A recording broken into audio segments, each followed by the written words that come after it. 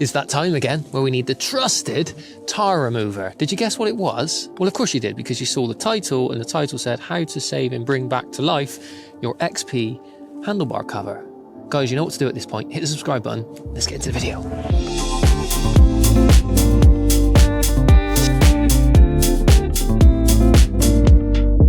So guys, welcome back to another episode where today is going to be a snappy episode where I'm going to show you how to bring back to life your handlebar covers. Now online, these are notorious for picking up all the dirt. Luckily for me, I've got quite a good example where it's mostly top level. So for me, I'm hoping I'm going to get lucky and be able to get away with using my trusted friend, the tar remover. Anyone that's a fan of the channel will know I use this on my 1991 XP. Megan definitely knows how long that took.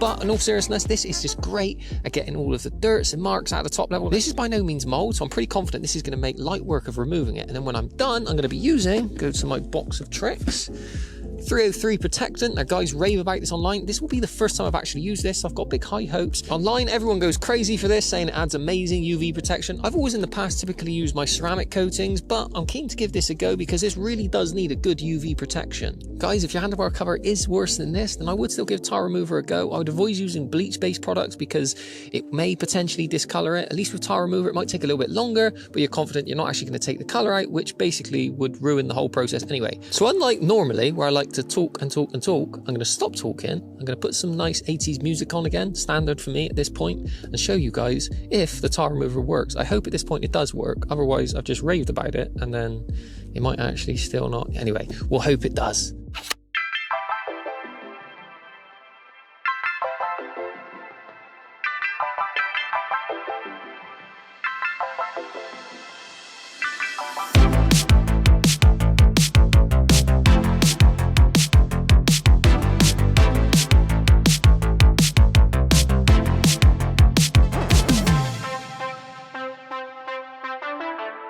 Okay guys, so I'm going to level with you. I didn't actually anticipate that the tar remover would do such a quick job. It's almost too short a video at this point, but guys, this really does work. I've raved about this product for a long time. The tar remover has been around for a long time. It comes in lots of different formats and there's lots of brands that make it, but I've always stuck with this one and the results are just epic. So just enjoy these shots guys. It's a really good transformation and for once, an effortless transformation.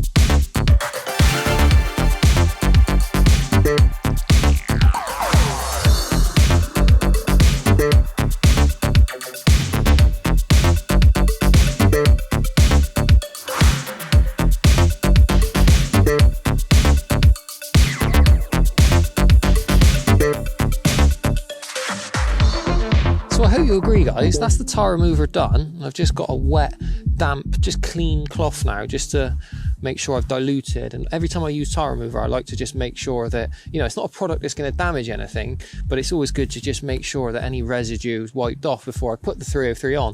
But guys, this transformation, it's one of those small jobs which really just transform. I mean, obviously it was clean anyway, but by just using that tar remover, it honestly, it's hard to see in the camera, but Megan, it's really changed it, hasn't it? So I hope you like that, guys. I'll put some B-roll on screen now for you to see. So all that's left now is to put the 303 on it, and that's this video done.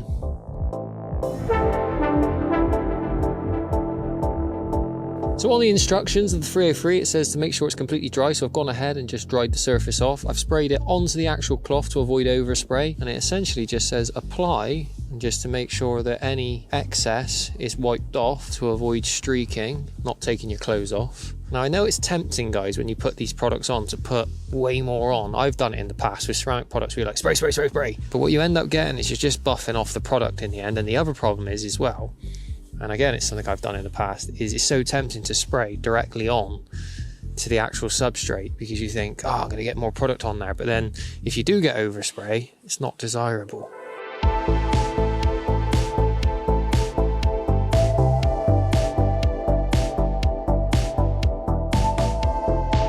So we're done.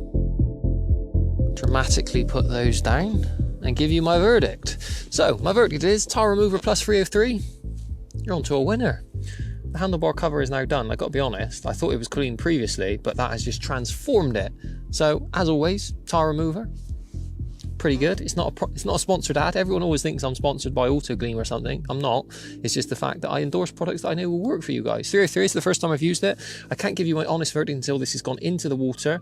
Now, whether the hydrophobic water beading properties are as good as the likes of ceramic coatings, I'm not sure. I'll give you my verdict on that. But everyone raves about its UV protection, so hopefully it will protect this in the long run. One of the biggest issues with these sort of rubbery products on the old Seadoos is they tend to fade and they tend to suck up all the dirt. So if you can protect them anyway, that's obviously going to help the longevity. So as always, guys, thank you for watching. This is a very short, sharp entry.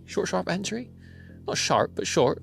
So I hope you enjoyed it. I'm going to try and make these more snappy videos to give you some helpful insights to these old skis. So if I can show you helpful things along the way, then I will do. How many times do you want to say helpful, Joe? And as always, I'm going to be making lots more videos on here. Some ride videos coming soon. And lots of other videos on other skis. Eventually, I will put this up against some of the other classics from the period to give you an insight as to how the X4 stands up. And guys, remember, by you subscribing, you are ultimately helping keep the classics alive.